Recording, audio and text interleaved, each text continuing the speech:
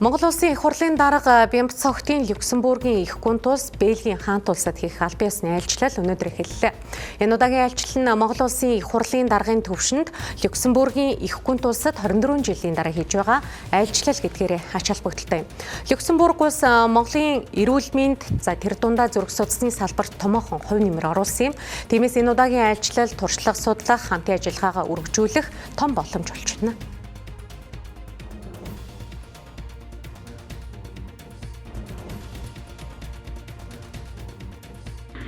Үзэгчдээ НТV-ийн сурвалжлах баг Люксембургийн их гүн тулсаас мэдээлэл хүргэж байна. Тэгэхээр тус улсын засгийн газраас Монгол улсад нийт 33 сая еврогийн буцалтгүй тусламжийг үзүүлсэн байдаг. За тэр дундаа эрүүл мэндийн салбарт оруулсан хөрөнгө оруулалт болох зүрх судасны төв байгуулах төслийг 2002 оноос эхлээд 5 үе шаттай хэрэгжүүлсээр байгаамаа.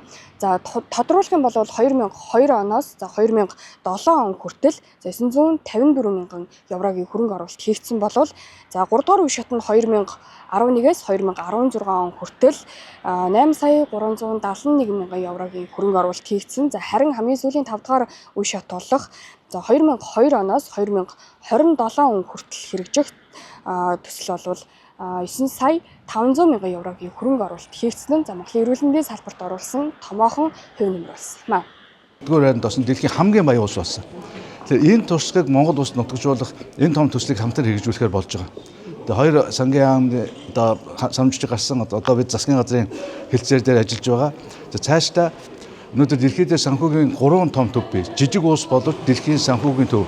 Европ, Люксембург, Араб болонгийн орнуудад Дубай, Зүүн Азид Сингапур. Тэгвэл зүүн хойд болон төв Азид Монгол улс Азийн Люксембург, Азийн хойд Азийн, Зүүн Азийн Сингапур болох энэ том хөгжлийн гарааг өнөөдөр Люксембург улстай бид ярьж тохирж байгаамаа. Зүрх судасны төв байгуулах төслийн эхний 2 шатанд Дархан улс, Сэлэнг, Хөвсгөл, Ховд, Өвөр хангай, Дорнод аймагуд хамрагдсан бөгөөд Эдгээр аймгийн зүрх судасны эмч нар шаасны нэрэмжит нэгдсэн 3 дугаар эмнэлэг дээр төвлөрч байгаа. Зүрхний онцлогооны төвийн эмч нартай интернетээр холбогдож зүрх судасны эмгэгтэй өвчтнүүдийн мэдээллийг илгээж хариуд нь тус төвийн эмч нараас эмчилгээ онцлогооны зөвлөгөө авдаг болсон юм а. 3 дугаар шатанд энэхүү сүлжээг Монгол улсын 21 аймаг хотын нийт сум дүүргийг хамарсан үндэсний хэмжээний зүрх судасны нэгдсэн сүлжээ болгон өргөжүүлэхээр зорьсон.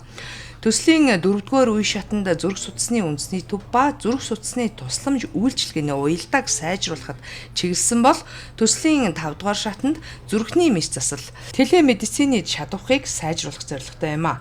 Иймээс энэ удаагийн айлчлалаар эрүүл мэндийн салбарт хийх хамтын ажиллагаа үргэлжлэх нөхцөлийг баттгаж байна.